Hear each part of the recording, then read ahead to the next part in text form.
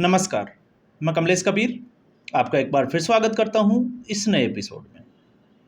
आज के इस एपिसोड में हम बात करेंगे आम आदमी पार्टी की। आम आदमी पार्टी जब दिल्ली में विधानसभा का चुनाव हारी तब हम चर्चा कर रहे थे कि अब पार्टी जो है वो बचेगी या टूटेगी। और पार्टी के टूटने के दो कारण होते हैं। एक, या तो पार्टी के कुछ एमएलए पार्षद जो है वो पार्टी छोड़कर दूसरी पार्टी में चले जाए, तो ऐसे में राजनीतिक पार्टियां जो है वो उसको राजनीतिक मुद्दा बना लेती है। आपने सुना ही होगा, जब ऐसी स्थिति में अगर कोई एमएलए, एमपी या कोई पार्षद भारतीय जनता पार्टी में जाता है तो फिर एक बड़ा आरोप लगाया जाता है ऑपरेशन लोटस का। और जब हम ऑपरेशन लोटस से बाहर निकलकर देखते हैं, अरविंद केजरीवाल की झांकी को देखते हैं, तो अरविंद केजरीवाल जब से राजनीति में आए हैं उसके बाद से आपने देखा होगा, चाहे वो 2019 के बाद की बात कर लीजिए, आप 2020 के विधानसभा चुनाव की या फिर पंजाब के, लगातार जो है वो अरविंद केजरीवाल एक बात के ऊपर झूठ बोलते आ रहे। और वो झूठ कौन सा था? वो झूठ ये था कि भारतीय जनता पार्टी की तरफ से उनके विधायकों को कॉल आया है, 25 करोड़ रुपए की जो है वो पेशकश की है, कभी कहते हैं 100 करोड़ की पेशकश की। मनीष सिसोदिया तक को जो है वो ये आपने देखा होगा, सुर्खियां बनाएगी कि मनीष सिसोदिया को मुख्यमंत्री बनाने के लिए और पार्टी तोड़ने के लिए कॉल किया गया। अब ऐसे में जब अरविंद केजरीवाल आंकड़ा देते थे तो वो देते थे 15 से 16 विधायकों को कॉल आए हैं। तो आप सोच के देखिए, भारतीय जनता पार्टी के खुद के विधायक उस वक्त कितने थे। और जब भारतीय जनता पार्टी आम आदमी पार्टी के 15 से 16 विधायकों से संपर्क करें तो क्या उसके बाद में भारतीय जनता पार्टी सरकार बनाने की स्थिति में आ सकती है? यह एक जो है वो बड़ा सवाल खड़ा हो जाता है।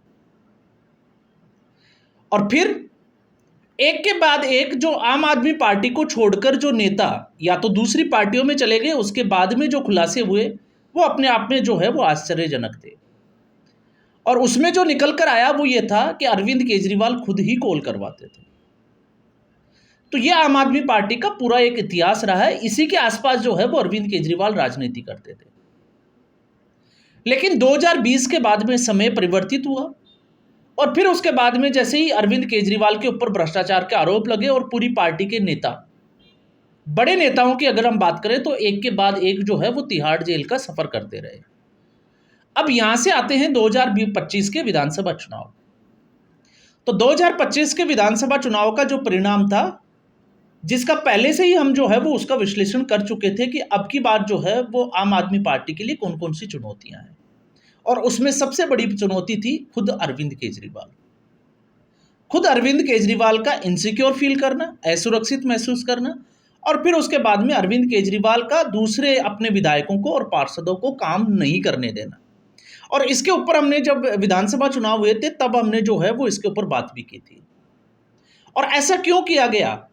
जानबूझकर इसलिए किया गया जब एमसीडी में आम आदमी पार्टी की, भारतीय जनता पार्टी के पास बाद सरकार आई, क्योंकि उससे पहले लगातार जो है वो टकराव की स्थिति बनी हुई थी। और टकराव की स्थिति ये थी कि ये कहा जाता था कि एमसीडी जो है वो भारतीय जनता पार्टी के अंडर में है और भारतीय जनता पार्टी काम नहीं करने दे रही। अब 2022 के आसपास जो है वो एमसीडी आम आदमी पार्टी के हिस्से चली गई और फिर उसके बाद में पार्षदों को काम करने से रोका गया।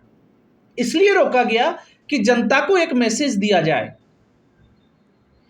कि सेंटर में जो है वो केंद्र सरकार है और दिल्ली पूर्ण राज्य नहीं है। क्योंकि अरविंद केजरीवाल की शुरू से ही मंशा थी पूर्ण राज्य का मुख्यमंत्री बनना। और इसलिए आपने देखा होगा, कुमार विश्वास ने जब आम आदमी पार्टी छोड़ी तो उसके बाद में उन्होंने जो है वो पब्लिक मंच पे यह कहा था कि अरविंद केजरीवाल एक आजाद सूबे का प्रधानमंत्री बनना चाहता है। यह अरविंद केजरीवाल के सपने थे, जिसमें आरोप था खालिस्तानियों के साथ मीटिंग करने का। अब उसी स्थिति में अगर आप देखोगे अरविंद केजरीवाल को, तो अरविंद केजरीवाल ने काम क्यों नहीं करने दिया? इसलिए नहीं करने दिया कि इसका सारा ठीकरा जो है, जो अपनी नाकामियां थी, और नाकामियां क्या थी, एक सबसे बड़ी नाकामी की बात तो नहीं करूंगा, ये अचीवमेंट था अरविंद केजरीवाल का भ्रष्टाचार। जिस अभियान से निकले और आज जो है वो सबसे बड़ी भ्रष्टाचारी पार्टी जो है वो अपनी आम आदमी पार्टी को बना बैठे।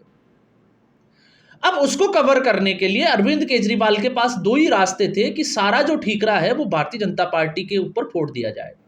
तो एक, पावर को लेकर लड़ाई चली, और दूसरा एलजी को निशाने पर रखा गया, जिसमें हमने स्पेशली बात की थी यमुना रिवर फ्रंट की, यमुना की जो सफाई थी उसको लेकर, कि किस तरीके से एलजी के काम को रोका गया और जानबूझकर रोका गया। लेकिन 2025 के विधानसभा चुनाव आते आते जनता सब कुछ समझ चुकी थी कि अरविंद केजरीवाल की राजनीति क्या है। और अरविंद केजरीवाल खुद की सीट हारे, मनीष सिसोदिया हारे और सत्येंद्र जैन। उसके बाद से तीनों ने दिल्ली से जो है वो राजनीति का एक तरीके से संन्यास ले लिया और पंजाब में अपनी जड़ें जमाना शुरू कर दी। और क्यों शुरू की, उसके पीछे की कहानी पे भी हम बात कर चुके हैं, लेकिन क्योंकि पुरानी बातें हैं, इस वक्त जो है वो एक अलग मुद्दा चल रहा था, तो ऐसे में बात करना जरूरी हो जाता है। वजह यह थी कि अरविंद केजरीवाल, मनीष सिसोदिया और सत्येंद्र जैन, इनके ऊपर अलग अलग जगह पे अलग अलग अदालतों में बहुत सारे मुकदमे चल रहे हैं। तो ऐसी स्थिति में पैसा कहाँ से आएगा?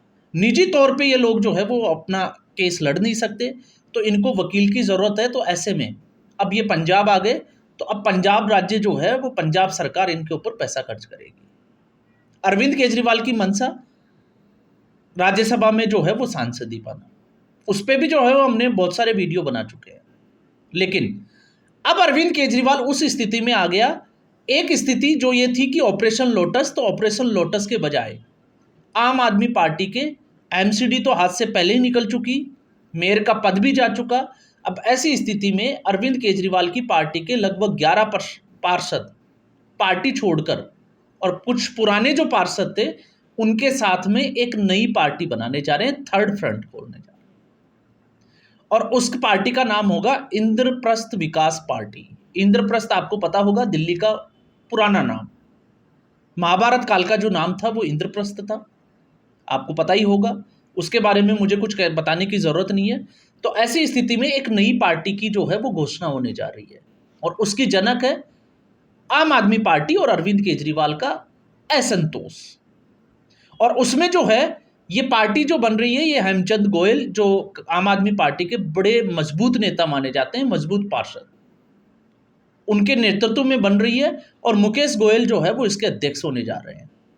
और जिन पार्षदों की मैं बात कर रहा हूं, उन पार्षदों में मैंने इसमें नाम भी निकाले हैं: हेमचंद गोयल, दिनेश भारद्वाज, हिमानी जैन, उषा शर्मा, साहिब कुमार, राखी कुमार, अशोक पांडे, राजेश कुमार, अनिल राणा, देवेंद्र कुमार और हिमानी जैन। तो अब तक जो है वो ओवरऑल अगर हम देखें तो 15 पार्षद जो है वो आम आदमी पार्टी छोड़ चुके हैं।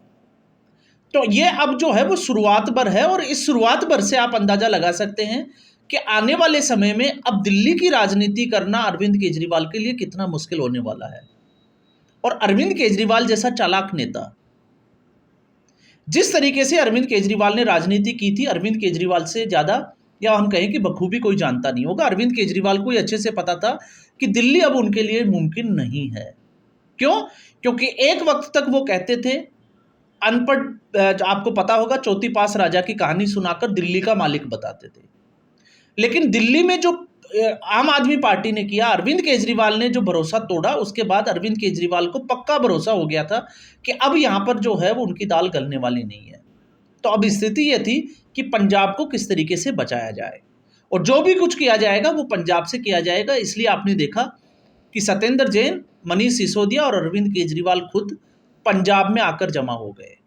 और अब दिल्ली में आपने कभी अगर खबर देखी हो, दिल्ली विधानसभा चुनाव परिणाम के बाद में अरविंद केजरीवाल ने किसी की कोई मीटिंग ली हो, या किसी सार्वजनिक मंच पे मनीष सिसोदिया या सत्येंद्र जैन ने कोई जनता को संबोधित किया हो, तो आप जो है वो सोशल मीडिया हैंडल पे ढूंढते रह जाओगे।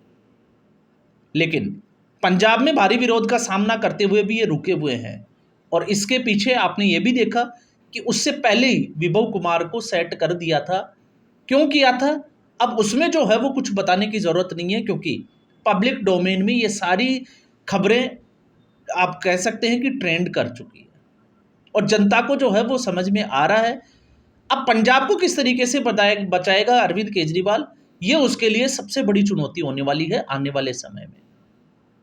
तो एक तरफ जहां हम ऑपरेशन सिंदूर में बिजी थे, सबको जो है वो इसी तरीके की खबरें चल रही थी।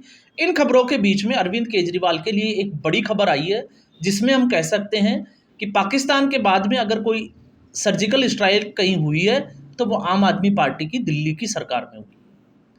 अब दिल्ली की आप देखिए, दिल्ली की सरकार मैंने इसलिए बोला है क्योंकि पार्षदों की एक पूरी फौज थी। ये जरूर है कि ज़्यादा पार्षद होते हुए भी इस बार मेयर का पद आम आदमी पार्टी को नहीं मिला, भारतीय जनता पार्टी को मिला। क्यों मिला, उसकी वजह भी जो है वो जनता के सामने है। तो फिलहाल इस एपिसोड में इतना ही। उम्मीद करूंगा वीडियो एपिसोड आपको पसंद आया होगा। वीडियो को लाइक करें, शेयर करें, चैनल जरूर सब्सक्राइब करें। धन्यवाद।